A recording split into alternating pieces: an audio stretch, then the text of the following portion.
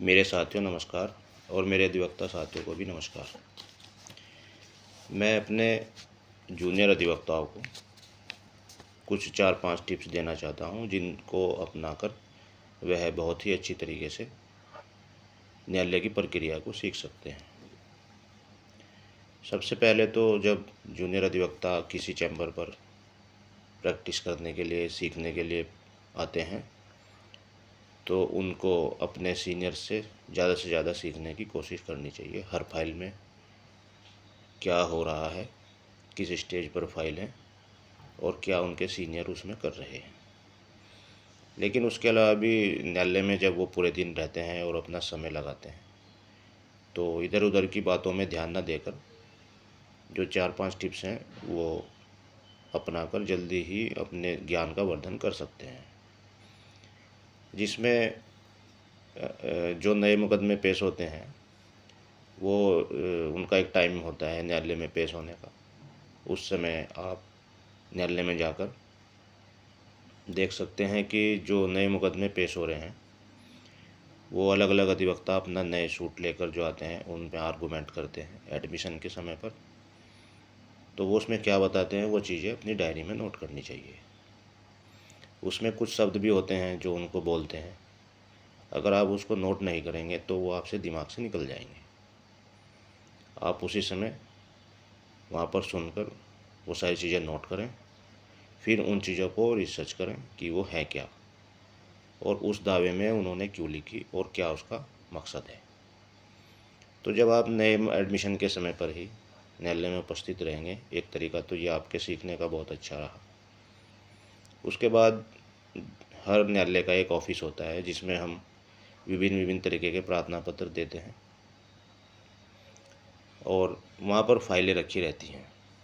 Table पर जो फाइलें पेश होने वाली होती हैं नए दिन की वो रखी रहती हैं। तो उनमें जो सबसे ऊपर फाइल रखी है, आपको उन फाइल से वैसे तो कोई मतलब नहीं और उनको आप देख भी नहीं सकते, लेकिन जो सबसे ऊपर रखी रहती है और आप किसी काम से जाते हैं, किसी मुकदमे में पैरवी करनी है, कोई एप्लीकेशन देनी है, तो वहाँ पर जब आप जाते हैं तो उस फाइल को जो ऊपर रखी है उसमें 2-4 पेज पलट कर कुछ चीज़ें उसमें देख सकते हैं, पढ़ सकते हैं। एफआईआर पढ़ सकते हैं, उसमें चार्ज बना है वो पढ़ सकते हैं, किसी अभियुक्त का बयान पढ़ सकते हैं, किसी गवाह के बयान पढ़ सकते हैं। तो उनसे आपको नॉलेज हो सकती है कुछ चीज़ें। जब आप धीरे धीरे पढ़ेंगे तो आपको फ़ाइल देखने का तरीका भी पता चल जाएगा, क्योंकि जब शुरू में आप फाइल देखते हैं तो आपको पता नहीं चलता कि कहाँ पर क्या चीज़ होगी। लेकिन जैसे जैसे आप उस फाइल को पढ़ने की समझ आती है तो आप जो है उस फाइल को पढ़ने के जल्दी से जल्दी आपको ये पता चल जाएगा कि इसमें बयान किस जगह पर होगा और एफआईआर किस जगह पर लगी होगी। तो नंबर 2 ये तरीका है कि आप उन फाइलों को पढ़कर अपना जो कीमती समय है इधर उधर ना बैठकर उस तरीके से भी आप जल्दी सीख सकते हैं। तीसरा, आजकल सभी चीज़ें ऑनलाइन होती जा रही हैं और हमारा जो जुडिशरी सिस्टम है वो भी आने वाले समय में ऑनलाइन हो जाएगा और आज जितने भी ऑर्डर होते हैं आज की फ़ाइलों में वो सब हमारे पोर्टल पर अपलोड कर दिए जाते हैं। तो जो छोटे छोटे ऑर्डर हैं जिनमें छोटे छोटे आर्गूमेंट्स होते हैं, किसी इंटरलोक्यूटरी ऑर्डर जो होते हैं प्रत्येक फाइल पर, वो और फाइनल जजमेंट भी वो हमारे जो पोर्टल है उस पर अपलोड कर दिया जाता है। तो वो एक दिन में जितने भी ऑर्डर हुए हैं वो आप पोर्टल से डाउनलोड करके उनको पढ़ सकते हैं। जबकि उन फाइलों का आपका कोई मतलब नहीं होता, लेकिन ऑर्डर पढ़ने से भी आपको बहुत सारी चीज़ें सीखने को मिलेंगी। तो उनको आप पढ़िए और उसमें जो केस लो दिए होते हैं फिर उनको देखिए, उसमें भी बहुत सारी चीज़ें ज्ञानवर्धन के लिए होती हैं। जब किसी मुकदमे में बहस होती है तो उस बहस को भी सुनें।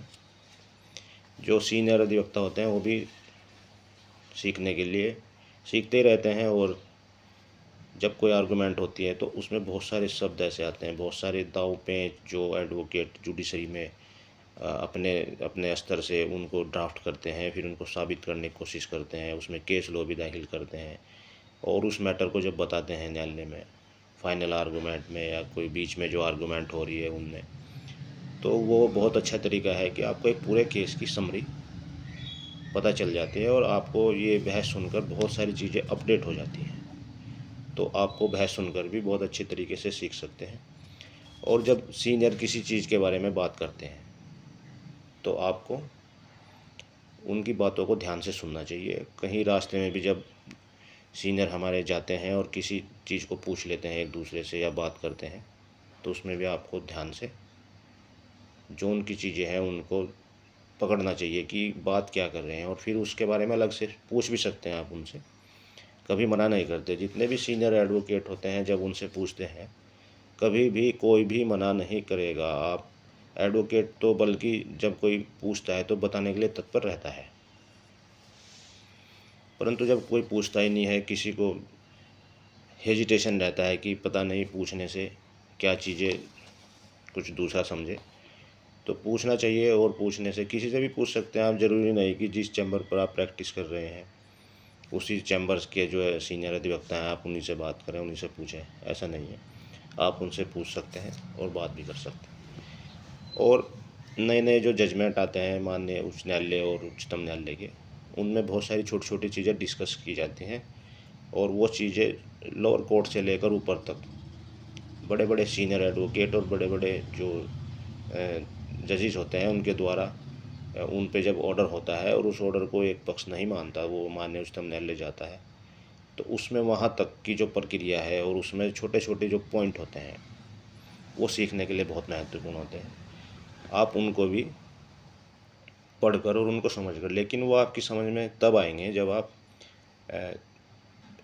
कोर्ट में सभी चीज़ों को ध्यान में रखते हुए अपनी एक डायरी बनाएंगे, उसमें नोट करेंगे और फिर उन चीज़ों को ध्यान में रखते हुए उस रूलिंग को पढ़ेंगे। तो पढ़ते समय वो चीज़ें उसमें आएंगी, तो तब आप समझ सकते हैं कि ये क्या चीज़ थी। अगर आप उसको पढ़ रहे हैं और ऐसे उस पर ध्यान नहीं दे रहे हैं तो फिर आपकी समझ में कुछ नहीं आएगा, क्योंकि वो चीज़ें ही सीनियर्स के दिमाग में रहती हैं, इसलिए वो सारी चीज़ें अच्छी तरीके से समझते हैं। आपको उन चीज़ों की जानकारी नहीं है तो आपको सुनकर एक कान से सुन लिया और दूसरे से निकल गई वाली बात हो जाती है। जब उन चीज़ों की आपको समझ हो जाएगी तो आप बहुत अच्छे तरीके से सारी चीज़ों को समझने लगेंगे। इसी तरीके से जब आपके पास कोई केस आएगा फिर उसमें आप अच्छी सलाह भी देंगे और अच्छा उसका काम भी करेंगे, और अच्छे एक अधिवक्ता के रूप में आपकी पहचान बनेगी। तो आप ये 4-5 जो टिप्स हैं इनको अपनाकर अच्छी प्रैक्टिस करने के लिए, अच्छी प्रक्रिया सीखने का प्रयास करें। मेरी आपको शुभकामनाएं हैं। धन्यवाद। नमस्कार।